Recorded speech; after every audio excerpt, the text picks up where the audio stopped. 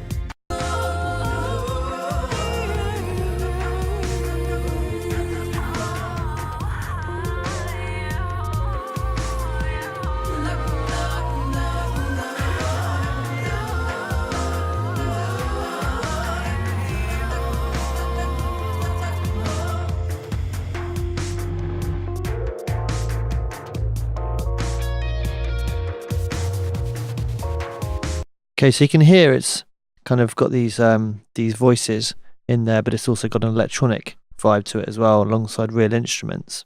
You can also see that it's pretty well balanced generally. Now, something that's very important when you're mastering is to know when not to do things. So you don't have to just do things for the sake of it.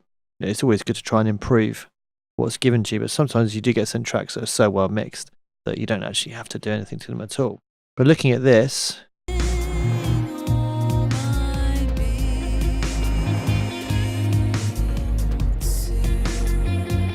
it's the bass that's the biggest problem. I can kind of hear that in my headphones, that it feels a little bit heavy on the low end and it's kind of eating up into some of the other areas and kind of taking away the attention from some of the other parts in the track. So let's have a look at taming that. Now, it feels pretty well kind of squashed and pretty solidly compressed. So I don't think we need to introduce any compression at all. So let's just start off with a little top tail EQ. Something else I wanted to say is, normally when you're mastering, obviously I'm doing these videos quite quickly because otherwise the series would be far too long.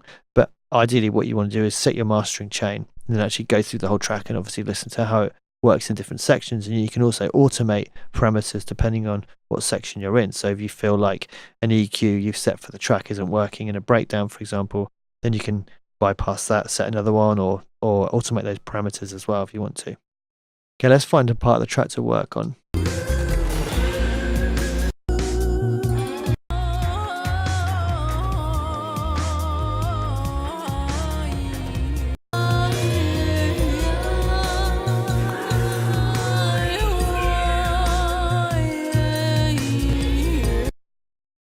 Okay, we'll just cycle around there.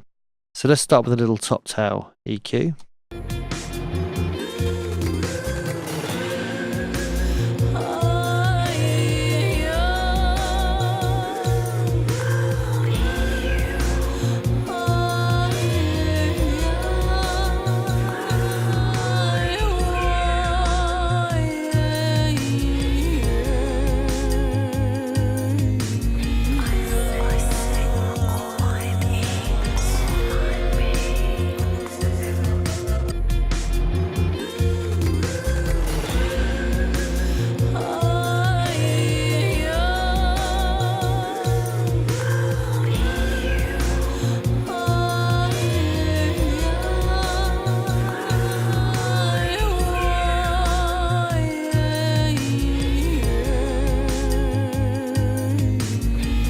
Actually feel like that isn't necessary. It feels like it kind of takes away a little bit of the height from the track. I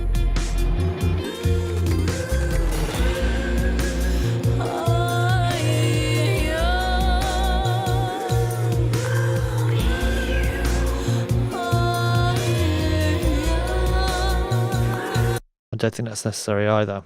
It makes it a little bit more blurred in the top end. So we'll just take away some of the low frequencies. Okay, so the next thing I'm going to have a look at is the vintage EQ. I don't think we need any tape saturation or any vintage compression.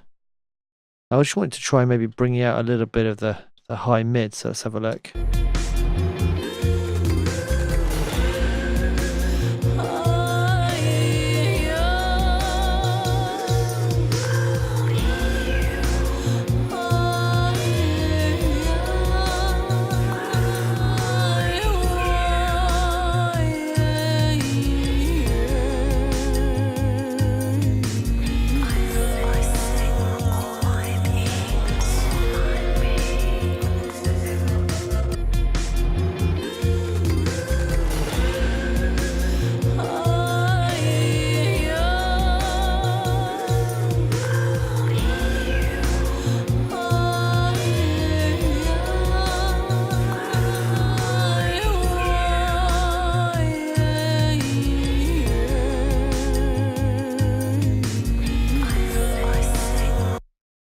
feel like that slightly opens it out.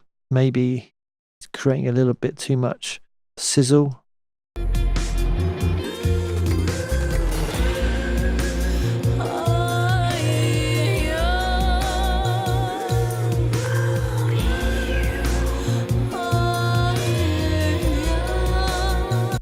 think that sounded good, so I'll leave that on. Let's have a look at the imaging.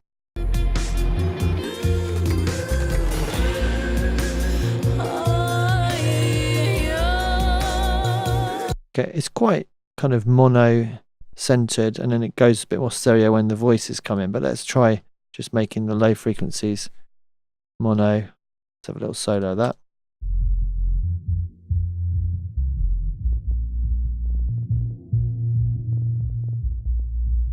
We don't need any stereo information from that.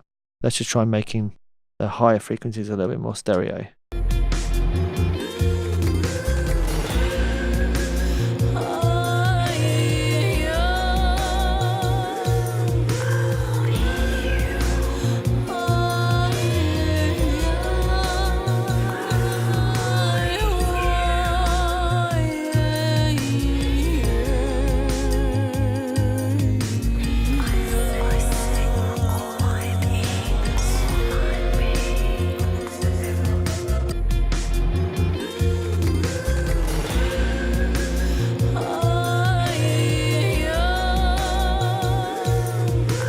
Does open things out slightly. It's hard because it's quite a busy track, so you've got to be careful with the stereo widening because it starts to kind of skew the stereo image a little bit, especially the elements that are kind of in between left, right and center can get a little bit blurred. I think that's working. It sounds good in the headphones, so we'll leave that on. Okay, so let's open a dynamics plugin.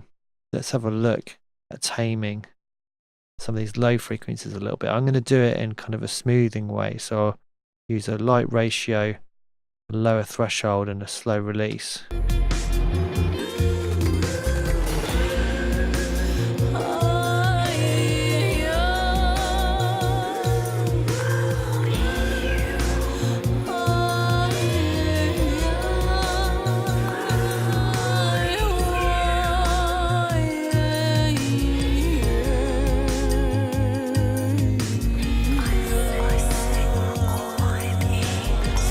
I wonder if it's like if I apply a little bit of compression just to the mid area as well, because it is quite busy in the mid range, so maybe when the elements get really quite loud it might just tame it slightly.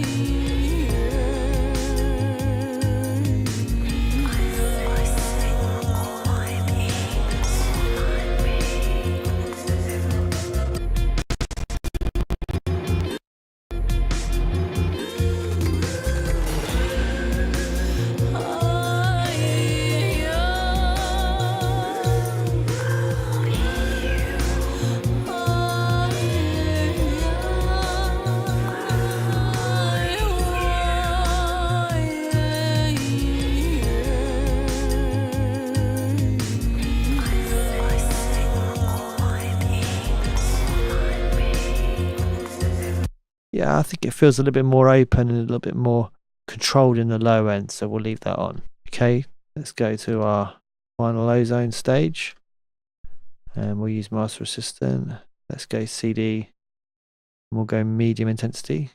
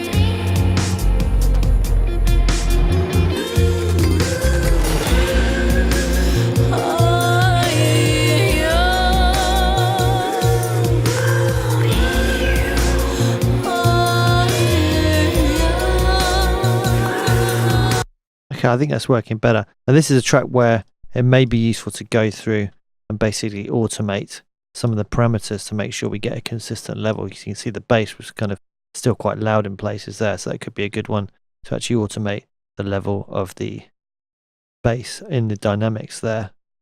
So we could automate this level here, for example. But this is a good example where the track doesn't need too much doing to it. It's been very well mixed and it's very well balanced. So there's no point in doing things just for the sake of it. We're only looking to try and enhance the track where it needs enhancing. So next up, we're going to have a look at a tech house track. It's going to be the last video in this series. Thanks for watching.